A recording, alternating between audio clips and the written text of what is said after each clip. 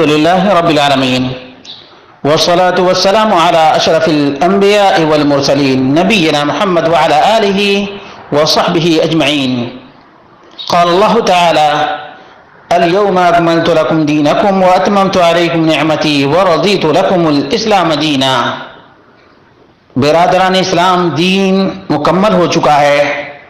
نبی مکرم صلی اللہ علیہ وسلم نے اللہ تبارک و تعالیٰ کی رضامندی اور اللہ رب العالمین کی خوشنودی اور جنت میں جانے کے اعمال اور جہنم سے بچنے کے اعمال سے بالکل آگاہ کر دیا ہے. اس کے باوجود ہم دیکھتے ہیں کہ نت نئی بدعتیں ایجاد کی جا رہی ہیں. ابھی یہ 1442 ہجری رجب کا مہینہ ہے.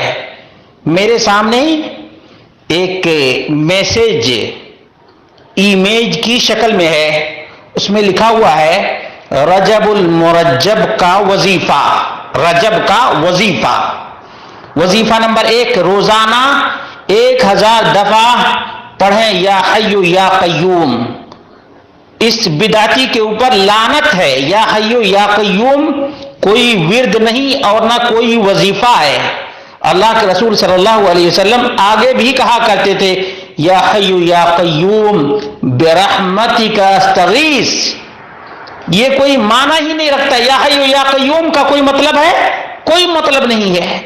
اے زندہ، اے قائم رکھنے والے، کچھ آگے تو بات کرو. بے معنی لفظ ہے، بے معنی جملہ ہے. اللہ کے رسول صلی اللہ علیہ وسلم نے ایسا کوئی ذکر کیا ہی نہیں ہے پوری زندگی میں. اس لیے یہ جھوٹ ہے، یہ فراڈ ہے، فراڈ ہے. 1000 دفعہ اس کے اوپر لعنت پڑے گی. اس نے لوگوں کو دین مصطفیٰ سے دور کرنے کے لیے یہ کام انجام دیا ہے. نمبر 2: پورے ماہ 3 روزے رکھے. اللہ کے رسول صلی اللہ علیہ وسلم نے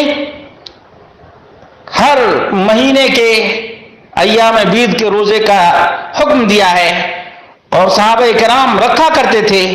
اس لیے اس ماہ رجب کے ساتھ خاص کرنے کی ضرورت کیا ہے؟ کوئی ضرورت ہے؟ بالکل ضرورت نہیں ہے. نمبر 3: روزانہ آدھا گھنٹہ درود شریف پڑھیں. درود شریف کے لیے آدھا گھنٹہ متعین کرنا یہ تمہارے باپ کی شریعت ہے. تم جس طرح سے چاہو ٹائم متعین کرتے چلے جاؤ. یہ کہاں سے لائے؟ یہ ضلالت ہے، گمراہی ہے. خیر الہدی ہدی محمد صلی اللہ علیہ وسلم. سب سے بہترین طریقہ محمد رسول اللہ صلی اللہ علیہ وسلم کا طریقہ ہے. آدھا گھنٹہ نبی کریم صلی اللہ علیہ وسلم نے درود کے لیے خاص نہیں کیا ہے. تو تم کو کس نے اجازت دی کہ تم اپنی طرف سے درود شریف کے لیے آدھا گھنٹہ متعین کرو؟ نمبر 4: روزانہ 2 رکعت نفل پڑھو. 2 رکعت. 5 وقت نمازوں کی حفاظت کرو. 5 وقت نمازوں کی اور سنت مؤکدہ ادا کیا کرو. اللہ رب العالمین توفیق دے کہ ہمیشہ رات میں تہجد کا اہتمام کرو. رجب کے لیے یہ 2 رکعت کہاں سے لے کر کے آئے اور اس کا بھی طریقہ کیا بتایا ہے؟ ایسے بدعتی شیطان ابلیس لعین کا ساتھی ہوتا ہے. اور اسی لیے تابعین نے کہا تھا البدعۃ احب الی ابلیس. ابلیس کو بدعت بہت ہی پسند ہے کہ ایسے اگر دین سے دور نہیں ہوتا تو اضافہ کر کے دین سے دور ہو جائے.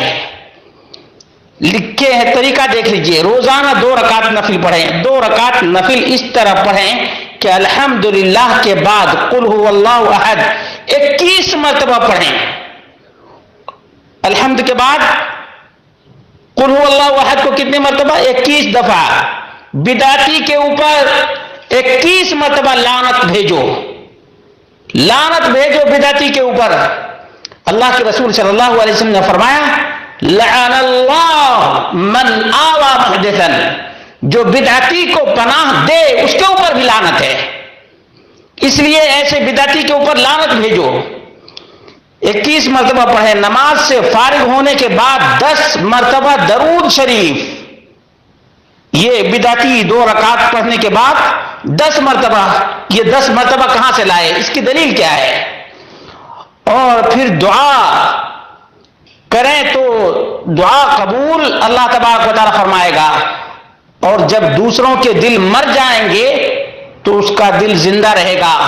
بدعتی کا دل تو ویسے بھی مردہ ہو چکا ہے، بدعتی کا دل مردہ ہو چکا ہے، اس کو سنت پر اکتفا نہیں بلکہ دین کے نام پر نئے نئے میسج بنانا، نئی نئی باتیں لوگوں کو سکھانا۔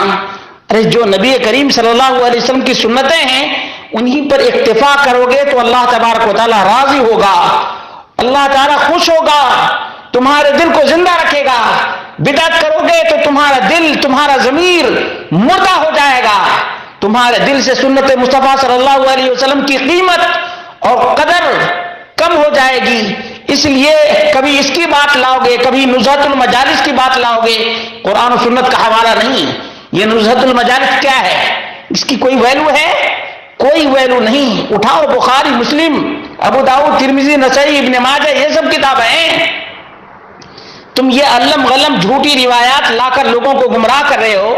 اللہ رب العالمین کی بارگاہ میں توبہ کرو، ورنہ اللہ رب العالمین تمہاری بدعت کے ساتھ تمہیں جہنم میں ڈالے گا۔ اللہ کے رسول صلی اللہ علیہ وسلم نے فرمایا کل محدثۃ بدعہ وکل بدعۃ ضلالہ وکل ضلالۃ فی النار۔ جہنم کی آگ، بھڑکتی ہوئی آگ بدعتیوں کے لیے ہے۔ اٹھاؤ سنن نسائی اور صحیح مسلم، معلوم ہو جائے گا کہ تم نے کتنی بڑی گمراہی کو لوگوں میں عام کرنے کا بیڑا اٹھایا ہوا ہے، جبکہ اللہ رب العالمین نے فرمایا لقد کان لکم فی رسول اللہ اسوۃ حسنہ۔ رسول اللہ صلی اللہ علیہ وسلم تمہارے لیے اسوہ اور نمونہ ہے۔ یہ آج کا کوئی بنا کر کریٹ کر کے لے آئے کہ اتنی رکعت پڑھو، اتنی مرتبہ پڑھو، اتنے ٹائم تک پڑھو، تو وہ دین نہیں۔ دین وہی ہے جو محمد رسول اللہ صلی اللہ علیہ وسلم کے زمانے میں دین تھا۔ یہ بناوٹی چیز دین کا حصہ نہیں۔ صحابہ کرام نے جس دین پر عمل کیا وہی دین رہے گا، باقی تمہارے بنائے ہوئے دین کی مسلمانوں کو ضرورت نہیں ہے۔ اللہ رب العالمین نے فرمایا یا ایھا الذین آمنوا لا تقدموا بین یدی اللہ ورسولہ۔ ایمان والو اللہ اور اس کے رسول سے آگے نہ بڑھو۔ یہ اللہ اور اس کے رسول سے آگے بڑھ کر یہ روزانہ 1000 دفعہ کہاں سے لایا؟ یا حی یا قیوم، کوئی دلیل ہے؟ کوئی دلیل نہیں۔ روزانہ آدھا گھنٹہ کی کیا دلیل ہے؟ روزانہ رجب میں 2 رکعت نفل کی کیا دلیل ہے؟ کوئی دلیل ہے؟ اس لیے حافظ ابن حجر الاسقلانی نے کہا تھا، اور اسی طرح سے دیگر علماء اور محققین نے کہا کہ رجب کے سلسلے میں کوئی فضیلت اسپیشلی ثابت نہیں ہے۔ 5 وقتہ نمازیں ناکافی ہیں، تہجد کی نماز ناکافی ہے، اور جو کچھ اللہ کے رسول صلی اللہ علیہ وسلم سے ثابت ہے وہ ناکافی ہے نہیں۔ مومن کے لیے تو بس اتنا ہی ہے جتنا اللہ اور اس کے رسول کی تعلیمات میں ہے، اس سے آگے بڑھ کر نہ دین تھا نہ ہوگا۔